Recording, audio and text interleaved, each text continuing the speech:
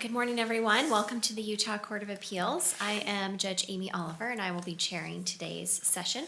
I am joined today on my right by Judge Orm and on my left by Judge Harris. And we are here to consider argument in case 20231102 in re the adoption of D.K.A.T. If I could have counsel make their appearances for the record, please. Good morning, Your Honor. Wes Hutchins for the appellant, the biological father, D.C.T. Good morning.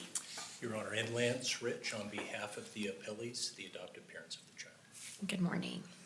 All right, Mr. Hutchins, it looks like I have 11 minutes on the clock, so you've reserved 4 minutes for rebuttal. Is that correct? That's correct, Your Honor. All right, are there any questions before we begin?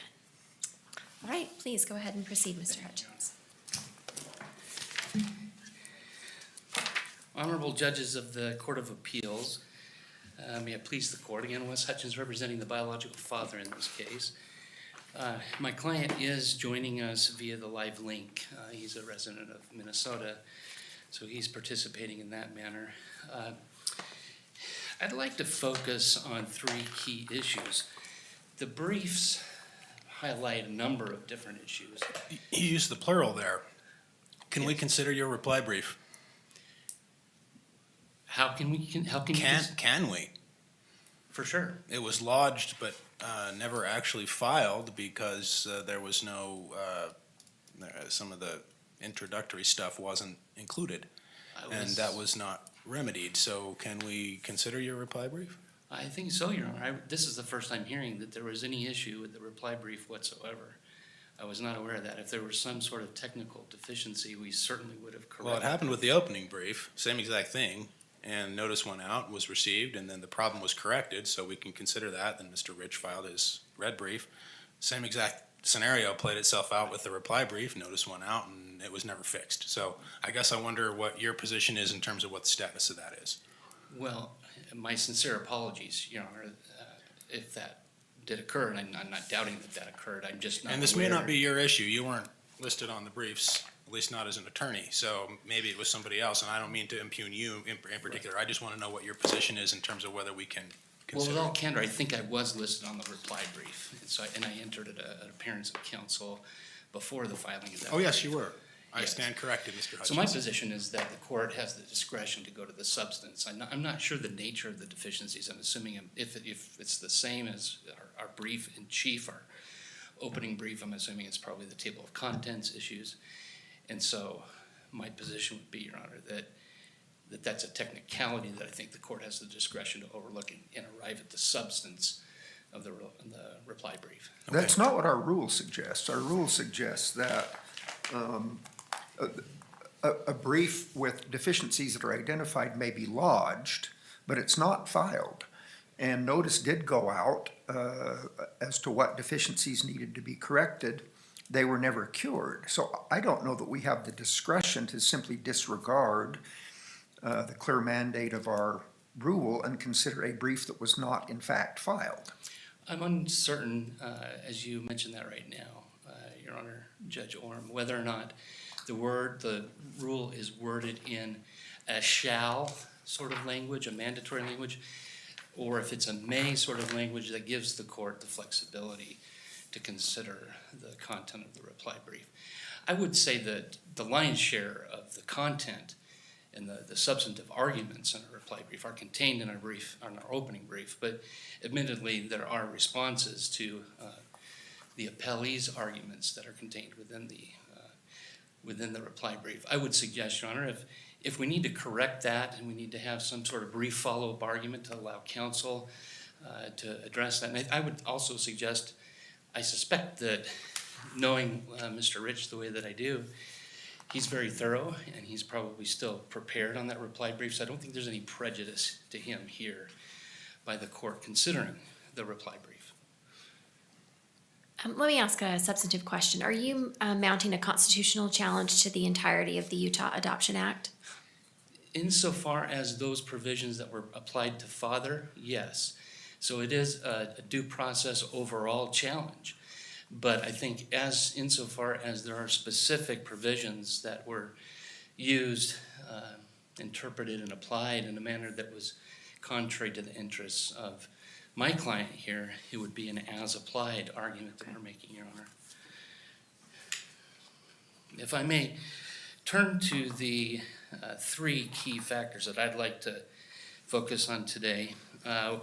First is as you've alluded to, Your Honor, Judge Oliver, is the fundamental unfairness of this construct that Utah has developed around the Utah Adoption Act, and in this case, principally focused upon what we've called the fraud immunity statute. And I realize that opposing counsel takes issue with that as a misnomer, but our focus really here is on whether or not the substantive provisions of 78B-6-106 can be applied in such a way that you're able to challenge a fraudulently obtained adoption decree. Our position is that you can't, and in that sense, it immunizes a fraudulently obtained decree from any sort of judicial attack. Now, you can sue for money damages in civil court, but I think that's very insignificant solace to a father who's been defrauded. The amended findings, though, tell us that, yes, there were misrepresentations made to the adoption agency, very significant misrepresentation made to your client, but the record, at least as concerns your client, 4 days later or 5 days later, the birth mother set the record straight. And the amended findings go on to say, be all of that as it may, that's not really the problem here. The problem is your client's failure to comply with the options he had under Minnesota law to come forward, establish his paternity, and so forth. That's the proximate cause of the adoption happening without his consent, not these. And I mean, they are significant misrepresentations. I don't want to minimize them, but they are somewhat ancillary to the business at hand, at least as per the amended findings, given that the real gravamen of your client's problem was non-compliance with Minnesota law, not the misrepresentations. Yeah, I think that's correct, Your Honor, in terms of analyzing the analysis of the district court. However, I don't know that the term proximate cause was ever used, but that's kind of the implication. It was not. That was my gloss. So you're right. Yeah, that's kind of the implication of it. But I don't know that I agree with the indication from the court that there was no finding of any concern or problem with the fraud that took place. In fact, in the record at pages 1290 and 1291, the court very specifically stated that it had serious concerns about the fraud that took place, and even indicating that those misrepresentations by the mother were ultimately, and this is a quote, ultimately relied on by the court in finalizing the adoption. And that's at the record 1290. Now, as to whether or not he had options in Minnesota, just as you indicate, the gravamen of our argument is that they're wanting to rely on Minnesota law that says you have to file your paternity action before the adoption decree is entered. And it doesn't actually use that language. And we're referring to the Minnesota statute 257.57 subdivision 6 in that statute. The language actually says, quote, if the child has been adopted, in an action may not be brought. An action, meaning a paternity action, may not be brought. Now, our position is that while that may be a provision under Minnesota statute, the issue becomes, can the adoption decree, if it's void, essentially ab initio from its inception because it's fraudulently obtained, can that serve to cut off his rights in Minnesota? Our position is no, especially under the Navarres, the Carlton, some of the other cases that we've cited in our brief. You can't go there. You can't use Minnesota law to say he's not complied with it, with an adoption decree that's improperly issued in the first place. Any other questions on that, Judge Wong? Okay. Turning back to the key points, and I see that my time is quickly running out. I think the focus here, as the court's well aware with the Matthews v. Eldridge case, that The standard for due process says that the fundamental requirement of due process is the opportunity to be heard at a meaningful time and in a meaningful manner. Now, I know that one of the positions of the appellees in this case is that, okay, he had his day in court. He had a 2-day evidentiary hearing. The problem there is that it's almost a full year later after the adoption decree is entered, and it's a Utah court applying Utah law, the Utah Fraud Immunity Statute, other provisions, including 78B-6-121, and we have this tension between whether the court was actually applying subparagraph 1 or subparagraph 3, since this was a child that was older. This child was over 2.5 years old at the time the adoption decree was entered. And so the timing of it, to look back retroactively and effectively validate nearly a year later a decree that was previously entered and rendered unassailable under the Fraud Immunity Statute, creates a due process, very fundamental problem in this case. And I do want to ask, just for clarity, is your position that there's any factual finding of the district court that was erroneous or that you're contesting here on appeal, or is it mostly cloaked in the process and statutory arguments as between Utah and Minnesota? Well, I think that we do have some factual challenges insofar as we don't really know we don't know the full scope, Judge Oliver, of the factual findings that were entered, because Well, I mean, with respect to the hearing that your client participated in and the ruling that came out of that hearing. I understand that the initial adoption hearing is still sealed and that you don't have access to that information. And so I'm not asking about something that you obviously can't know about. So going only to the evidentiary hearing that was held in this case that your client did participate in, are you challenging any of the factual findings that were made by the district court in that regard? not on appeal, and I see my time's out, but I'll answer this. Please go ahead and answer the question. And Yeah. so, yeah, we're not challenging on appeal the factual findings. We do take issue. And we Okay. raise those as part of our Rule 52-59 motion for amended findings of fact, conclusions of law, and a new hearing. But for purposes of this appeal, we're not raising those factual disputes. So let me follow up on that a little bit. The court's factual finding that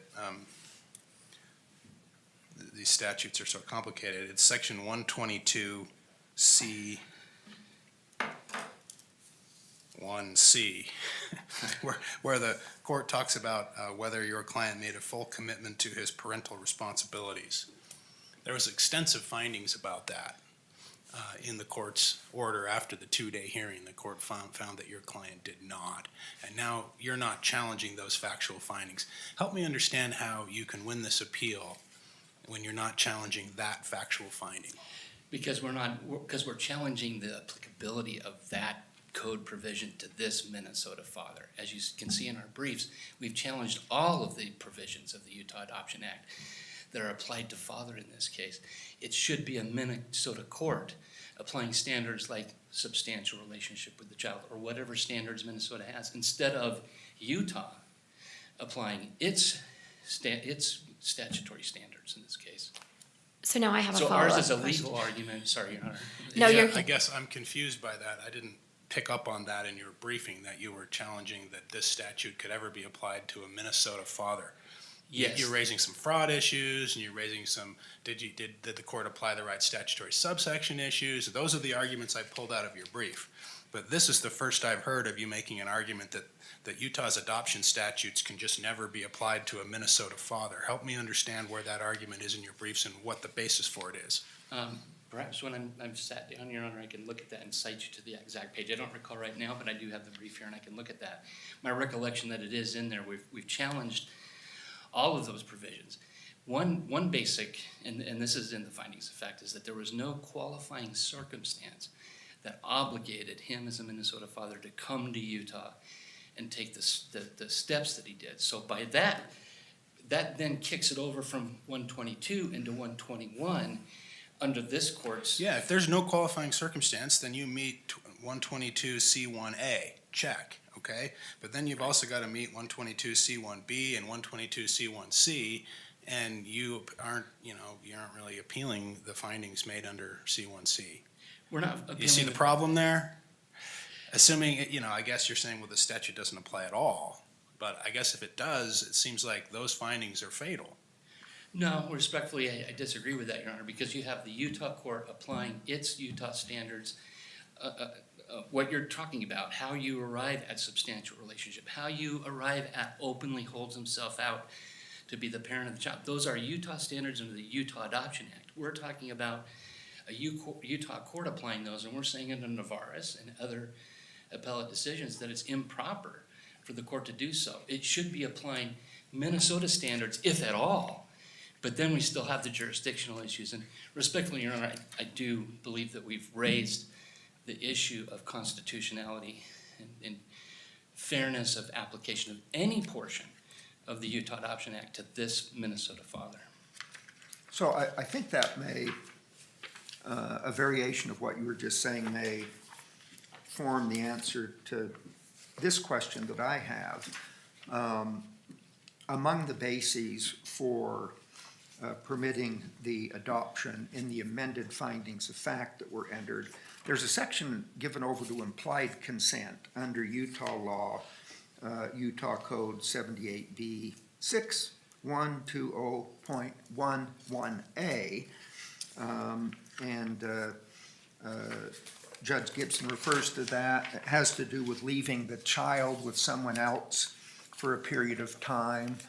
And that if that happens, consent may be deemed given. There didn't seem to be any challenge either legally or factually to the implied consent alternative basis for the decision.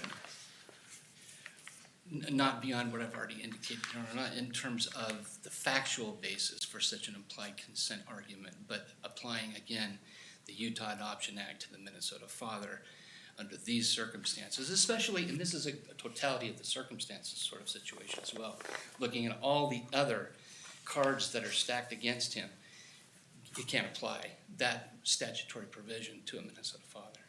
It is something of a choice of laws conundrum, probably is the wrong term, but it's a Utah adoption. And so Utah law applies. However, Utah law references and incorporates some aspects of Minnesota law, especially as concerns Minnesota residents establishing the paternity of a baby born in Minnesota.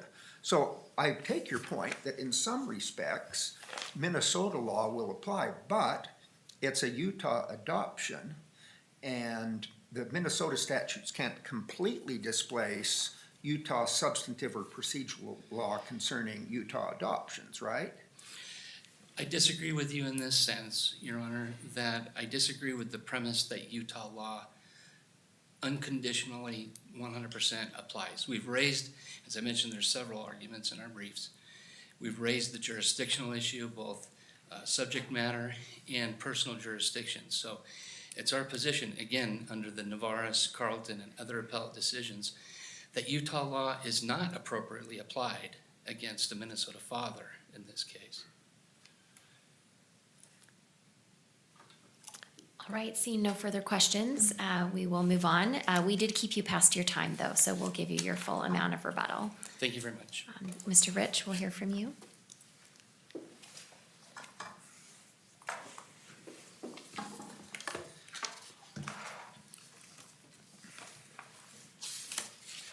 Good morning, Your Honors, and may it please the court. This case involves a post-finalization challenge by the appellant, D.C.T., the unmarried biological father of the child, to an adoption that was finalized on July 6th, 2021, which was over 3 years ago. Now, At which point the child was 3.5 or thereabouts? Well, I think 2.5. 2.5. Right, yes. And now, although DCT raises various arguments in an attempt to vacate the adoption decree, as Your Honors have pointed out, the district court concluded that he never complied with the requirements of Minnesota law or Utah law to establish parental rights and the right to notice of an adoption proceeding. So let's start with section 121. this argument that they're making that the district court looked at the wrong subsection of section 121. What's your response to that right out of the chute? Well, I think in the findings of fact, it refers to the section. It doesn't specify whether it was subsection 1 or subsection 3. It just refers to the negative putative father searches that were conducted in Utah and Minnesota, and refers to the entirety, I guess, of section 121, which includes both of those provisions. So it's a little unclear exactly what the court may have looked at. Well, but paternity searches are they relevant under subsection 1? Well, they're relevant under subsection 7, because in any adoption case, under subsection 7, dealing with an unmarried biological mother, there's a requirement to file those the registry searches with the court. Right, but that's a requirement that is put on the petitioner in an adoption proceeding to go do a search and tell the court about it. Correct. Okay, so if you just look at subsection 1, the statute says the UBF is entitled to notice if 3 things are met. Right. And none of those 3 things are a paternity search or as you were registered on the registry in Minnesota, Correct. Yes. right? That's right. Yes. So he gets notice. He's entitled to notice if he meets the 3 requirements in subsection 1, right? Yes. Yes. And that requirement has nothing to do with paternity registries. Correct. Okay.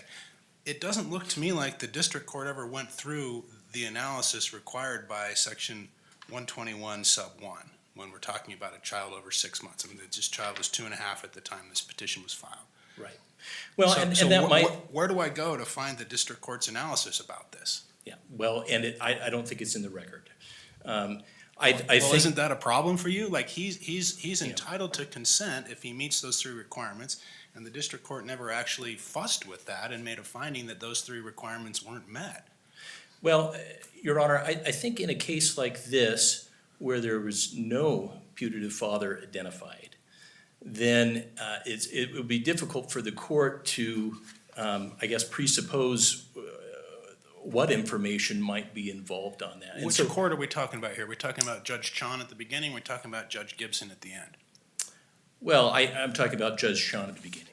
Well, Yeah. okay, but when he finally appears Yes. and makes himself known Okay. and says, I understand you your- can't go through with this adoption went through illegally because I was entitled to consent and I didn't get it. Right. Isn't Judge Gibson at that point obligated to go through and see whether he was entitled to consent back in the beginning under 121.1? I see your argument now, or the And point she you're never trying to went get. through that. She just jumped Right. to section 122.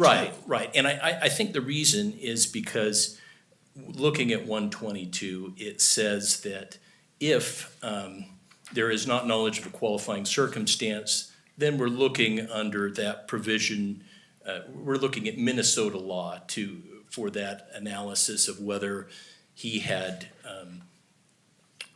taken action to timely establish his parental rights and the right to notice. And so I think that's why the court did it, but I think there was some reference in Judge Gibson's findings anyway that references the fact that or the opinion that it thought that those Minnesota requirements were in some ways even could be more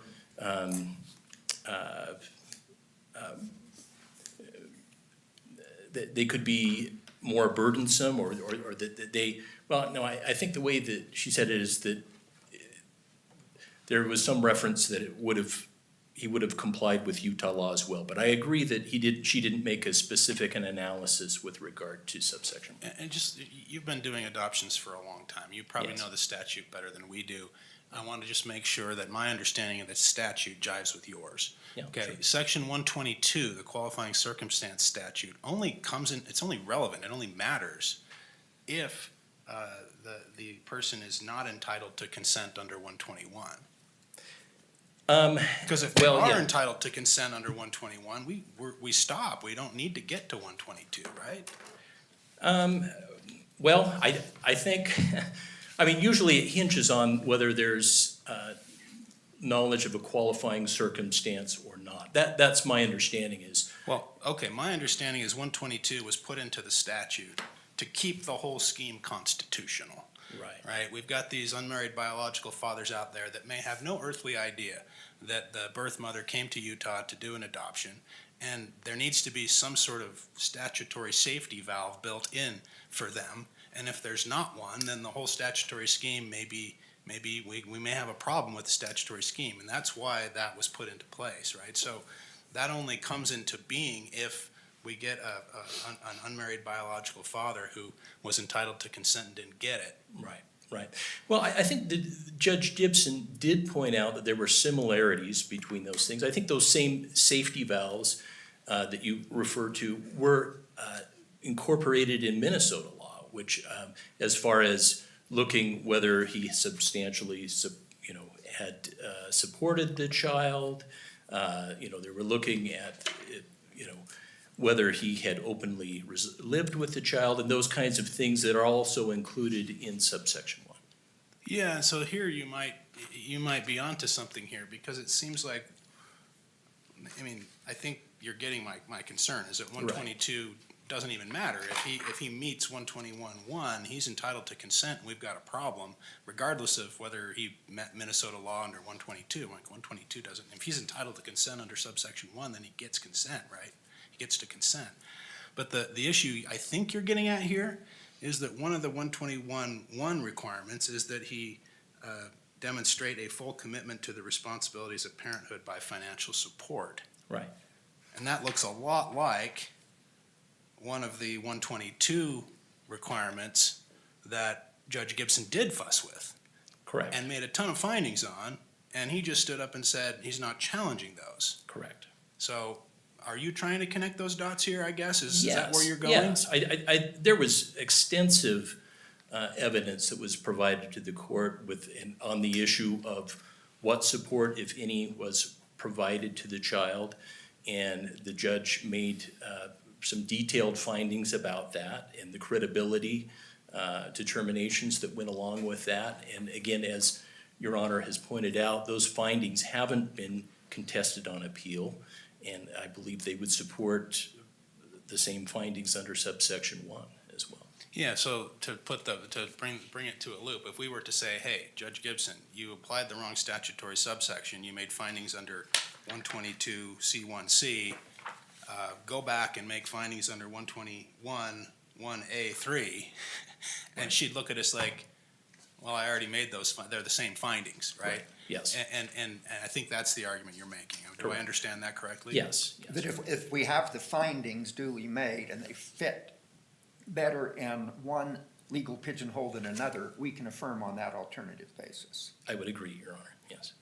And I want to inquire about the fraud on the court theory here. So I don't think there's a dispute that the biological mother in this circumstance committed fraud in a number of ways and misled the adoption agency.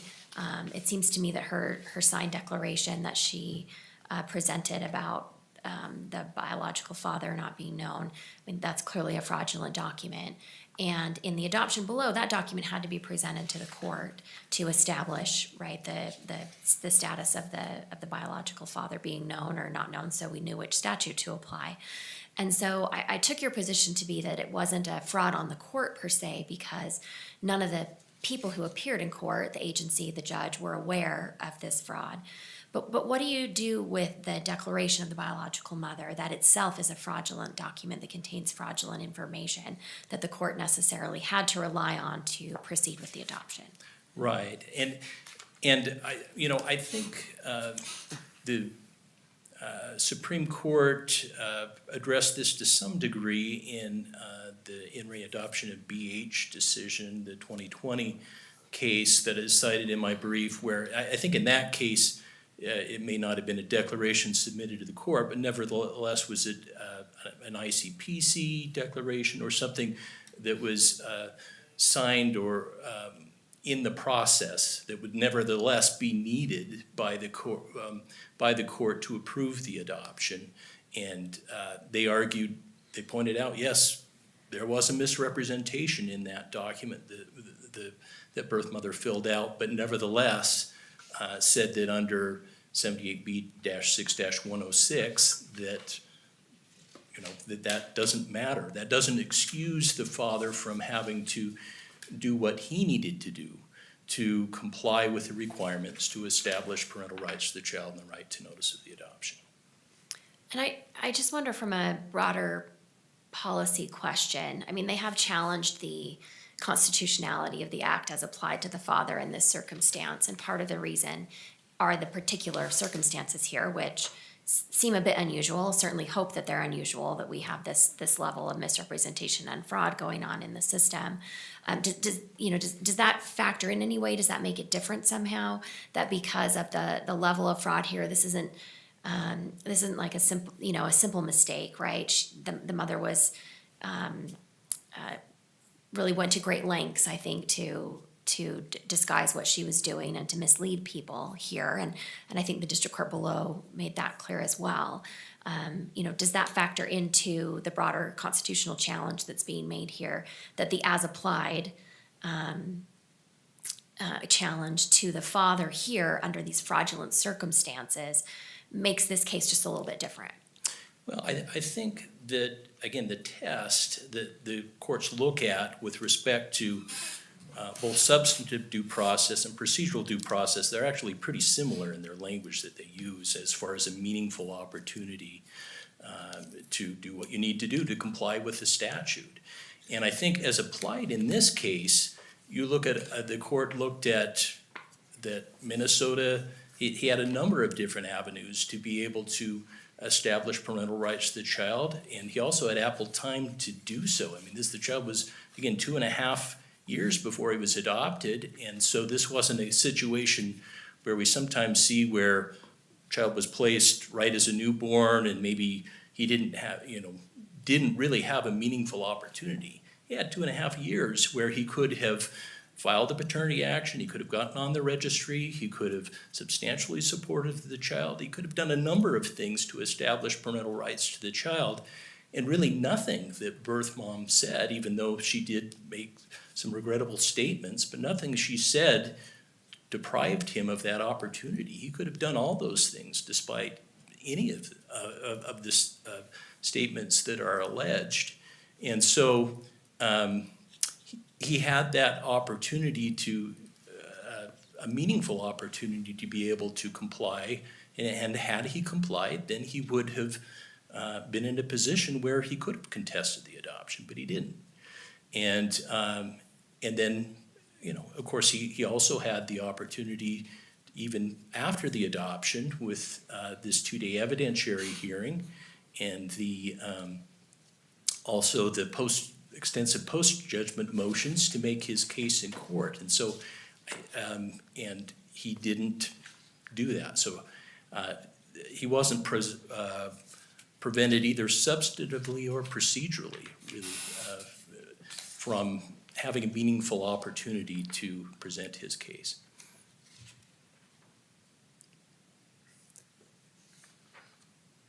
And I see I've got 30 seconds left, but unless the court has any further questions, I'll end there and ask the court to affirm the district court's decision. All right, thank you, Mr. Rich. Mr. Hutchins, back to you for your rebuttal. Yeah, thank you, Your Honors. Let me try and address first Judge Harris's question about challenge to the Utah Adoption Act overall, outside of just the fraud immunity provision. On page 20, the last paragraph, pages 24 through 28, there's a lot of discussion about other portions of the Utah Adoption Act which were improperly applied against the father in this case. Now, Well, it's one thing to say the court improperly applied them. In other words, they're not applicable. They shouldn't have applied them here. And it's another thing to say those are unconstitutional. Those are different arguments, it seems to me. They're unconstitutional as applied to the father under these circumstances. Let me jump to illustrate this, Your Honor. Let me jump to the last comment by Mr. Rich, in that this is a child that's 2+ years old, over 2.5 years old at the time. And the suggestion that is that the father had all these opportunities to preserve his rights during that time. I would suggest to you, with children that are older, just the opposite implication is true. And the findings of fact in this case are that they were in a relationship. It was on again, off again. They lived together over a period of time.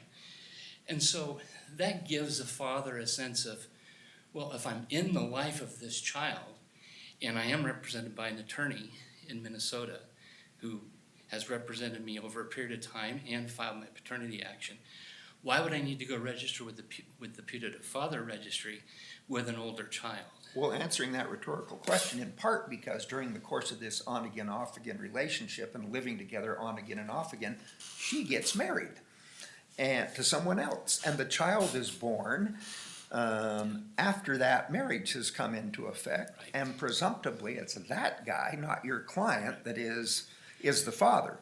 That might well be the motivation to get in and do something. You can't just continue on the assumption that, well, we're clearly in a relationship, when the intervening event, her marriage to someone, really kind of upsets that apple cart. There are some other underlying facts that are involved in that. That was, it's our position. And I think that the implication, the sheer inference from the findings of fact is that that was a sham marriage. She was trying to insulate this child from father having any role in his daughter's life.